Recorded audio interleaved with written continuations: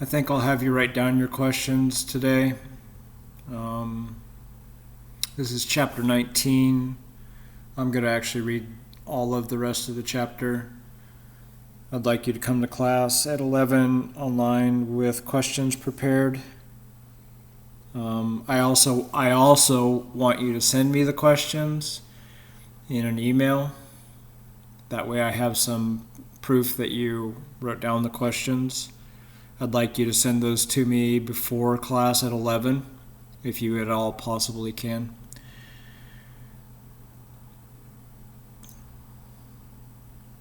Cole watched as the men entered the tent, leaving him alone. The rain had let up, but the lonely breeze flapped the tent awning and chilled the night air. Mood and tone. Cole's feeling like lost, alone, scared probably, afraid that they're going to send him back to Minneapolis.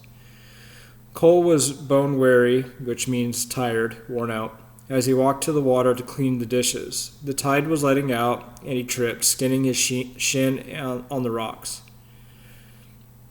Limping back to camp, he stood beside the fire, nursing his bruised leg. He felt as alone and frustrated as when he had been left mauled on the rocks.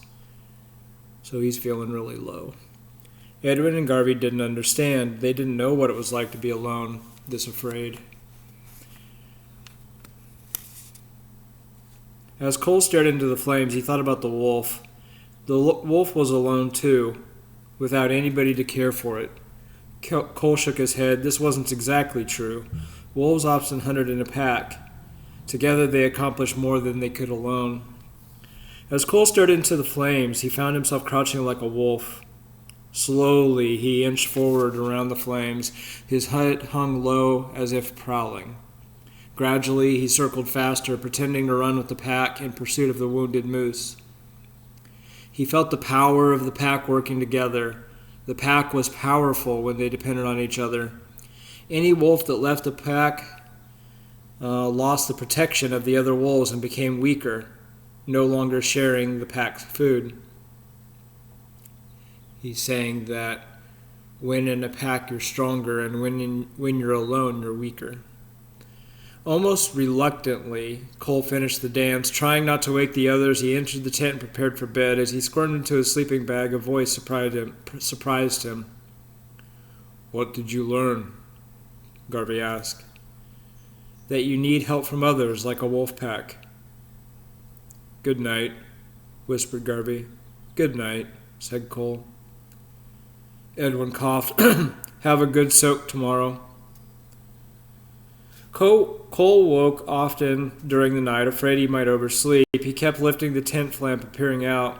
What seemed the night would last forever. The blackness finally softened to gray. Cole could see the point of the rocks at the opening of the bay. He dragged himself out of his bag, and it was time to go to the pond. The rain had let up as he rolled his clothes into a bundle and crawled outside the tent to dress. Even without the rain, the air had a brisk edge to it. Cole couldn't believe he was getting up this early to go sit in a freezing river. Maybe a jail cell wouldn't be so bad. As he headed out to camp, he wondered if Edwin and Garvey had been serious about returning him to Minneapolis. He kicked a small rock into the water. Cole reached the stream and splashed along the bank toward the pond. Under his arm he carried a towel. He was lost in his own thoughts, and a low-hanging branch smacked him hard in the forehead. He bent over, grimacing, momentarily dazed. Then he continued. When he reached the pond, Cole hesitated. It would be easy not to soak or carry the rock. All he needed to do was make up a good story before returning to camp. But something told Cole that Edwin and Garvey couldn't be lied to this morning.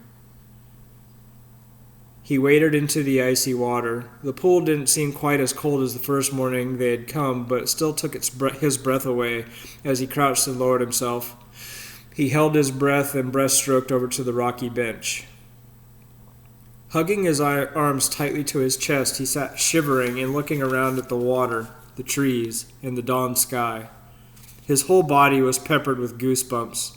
He wondered how long he could stay in the pool. Edwin had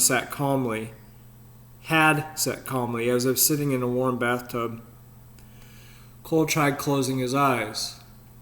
Maybe it would help to concentrate on something else. He drew air slowly past his lips and let it escape the way he had seen Edwin breathe.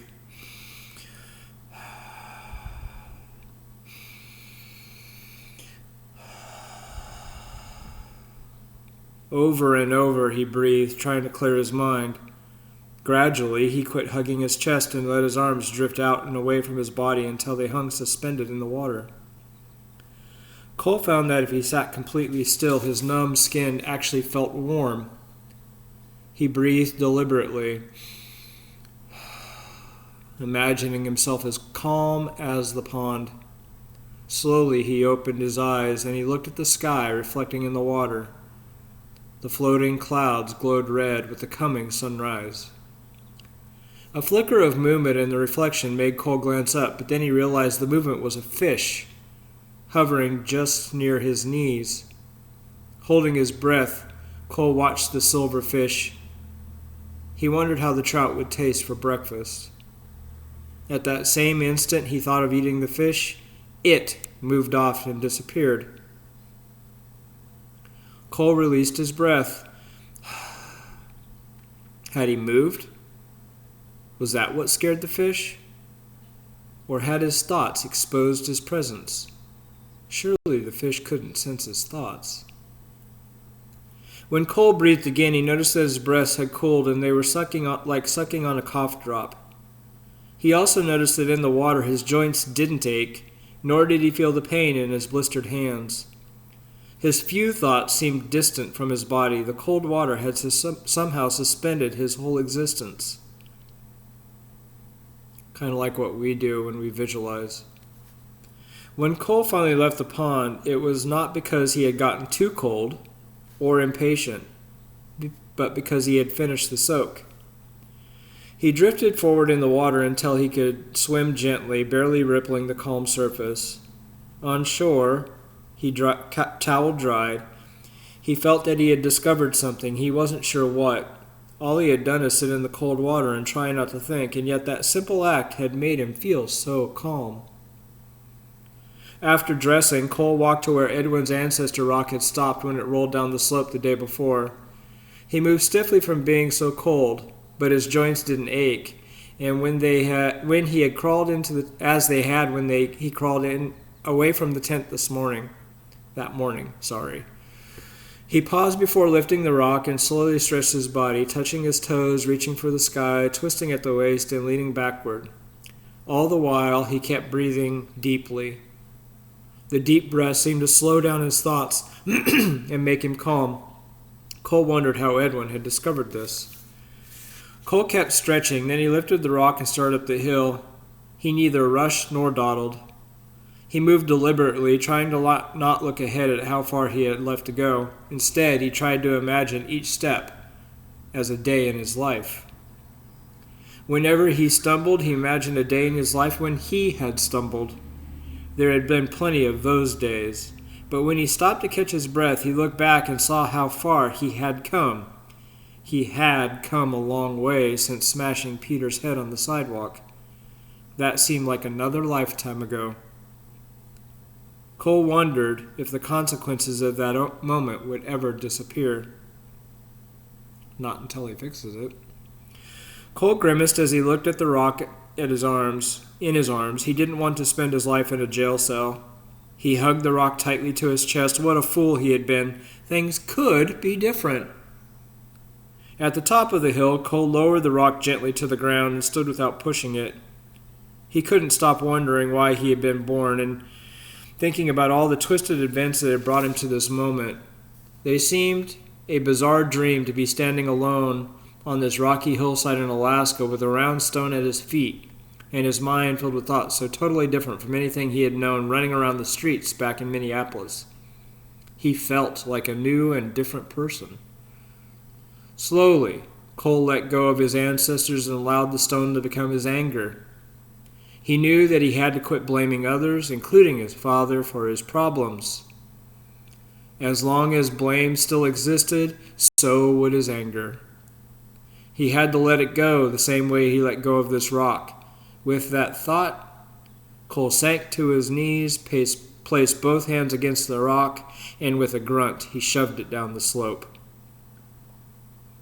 As the rock tumbled faster and faster, Cole felt his body growing lighter, and when the rock smashed to a stop at the bottom, he felt as if he could fly.